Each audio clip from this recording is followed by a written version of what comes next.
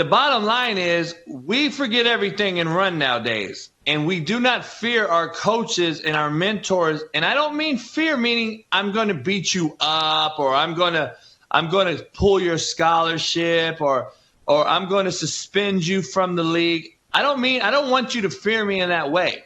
I want you to fear me, Jason, in a manner that you are letting me down. All right, welcome back. Time for a little last chance Q. Coach Jason Brown, who spent the weekend watching football with the Korean Cosell. Jason, welcome back to the show. Last week, Jason, you threw a curveball, a discussion about weed and bone density. It led to a very interesting conversation and about why athletes are getting injured so often.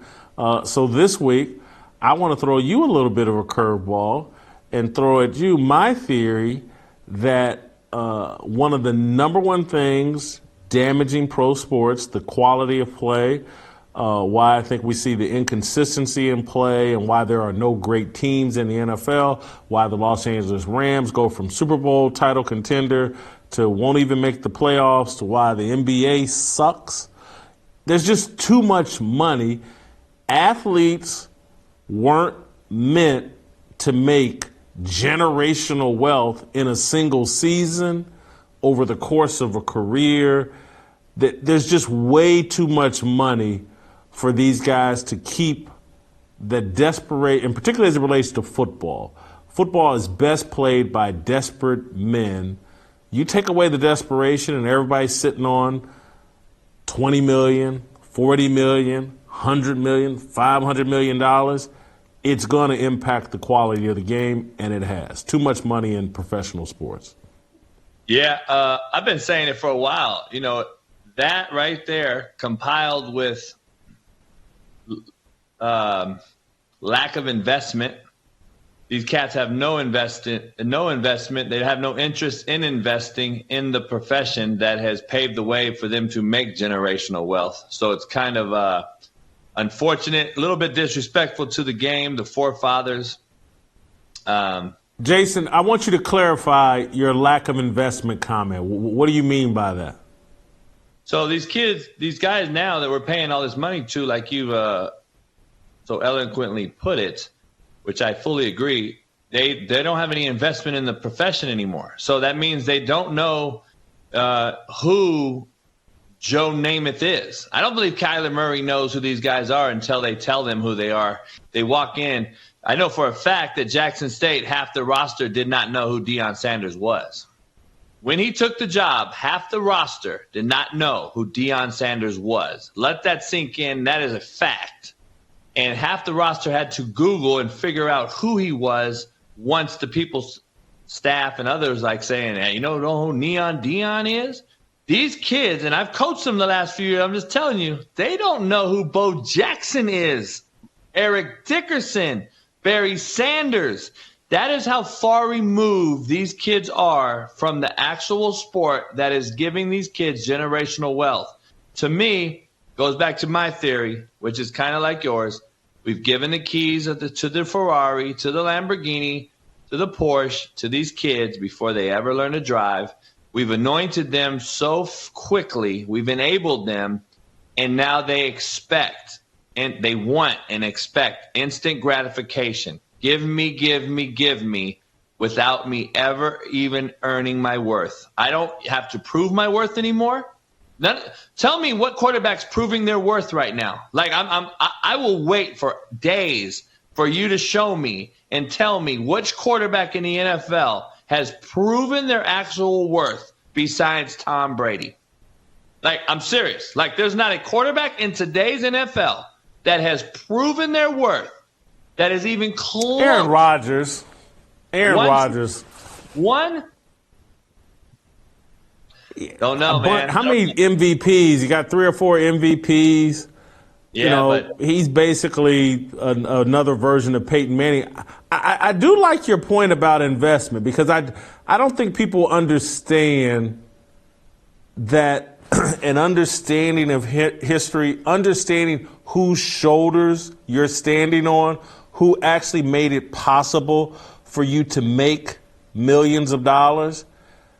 would actually tie you to the game in a more passionate and a stronger, and would make you give more to the game if you were grateful, appreciative of, like, no, man, Dick Butkus and these guys and Jim Brown and these guys paved the road for you to make all this money when they made very little, played a much safer game than what you're playing, much more physical.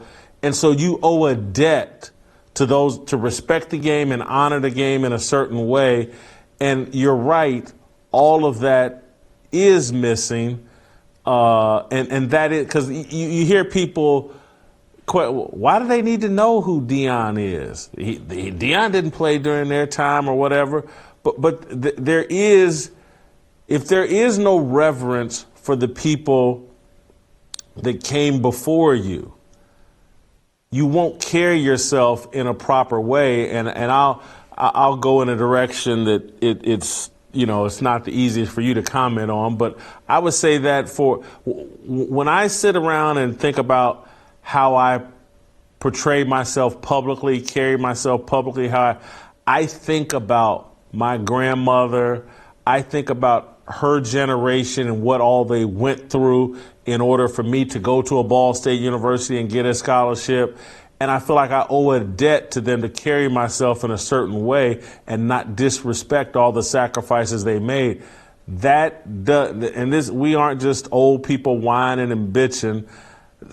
That is the reality. There doesn't seem to be a connection to the past or any respect for the past.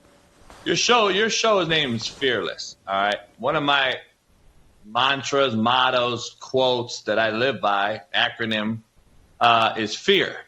And I don't believe we have fear for the coach in today's profession, basketball, football, high school, youth, college, or NFL. What I mean by fear, there's an acronym that fear means two things, Jason.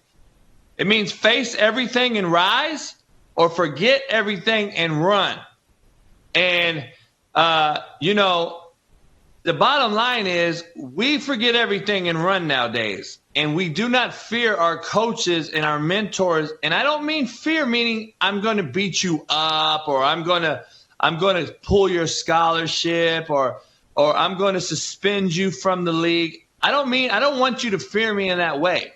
I want you to fear me, Jason, in a manner that you are letting me down. Me and you, yourself and I, we both feared letting our parents down. We both feared letting the people that were our forefathers or who paved the way to give us a platform, so to speak, allow us to go earn our keep and our money and our worth.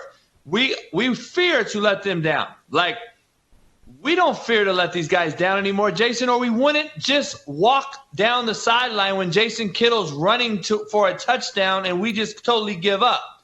We don't fear Cliff Kingsbury. We don't fear letting that man down. We don't fear letting him get fired. We don't fear letting my teammates down. We want to sign jerseys and swap jerseys at the end of the game. We want to put on virtual reality glasses and get out of the real world and go play video games. We don't want to sleep as much, which in turn is a lack of investment again in our professional bodies that we need to do. Like me and Steve Kim yesterday, he came by the house and we watched football, and I was pointing out some things to him, and he's like, "Man, I've never thought of that." I was like, "Look at these kids' bodies. Look at all these guys on the NFL right now. Look at their bodies. Like, you're telling me they're invested for the long run? Or are they invested in video games, cell phones, social media likes and retweets, and acceptance, public acceptance from nobodies?"